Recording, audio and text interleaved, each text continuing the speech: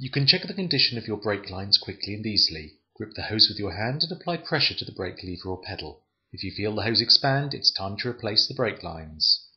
Before starting, make sure your bike is clean, secured on the stand and leave plenty of room to move around. Lay out your tools. Polythene bags, elastic bands, clear tube and a jam jar will be useful. Release any clips holding the lines to the bike, then remove the lowest caliper banjo bolt. Place the hose end in a plastic bag, secured by an elastic band. Next, release the banjo bolt of the master cylinder. Some of the fluid in the system will leak into the bag. You'll notice there's still a fair amount of fluid left in the master cylinder, and it's important to leave it there. At this point, check to see if the old and new lines match. And have a look at the banjos, bolts and other fittings to see if they match up too. Fit the new hose to both the master cylinder and caliper end. Make sure you remember to put in the washers in the pack.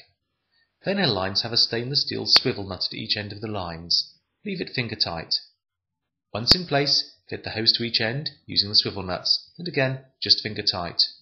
Make sure the hose roots where the old one did, and that it's not catching or snagging on anything.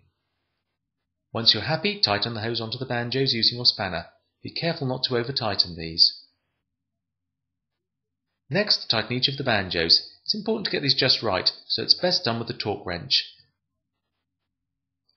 Once they're nice and tight, check that the hose is still routing correctly and isn't catching or snagging. Remember to do this on full lock and check for suspension travel too. If your bike has a hose on both sides, simply repeat the process for the other one. The next step is to bleed the brake lines, and we'll cover that in the next session.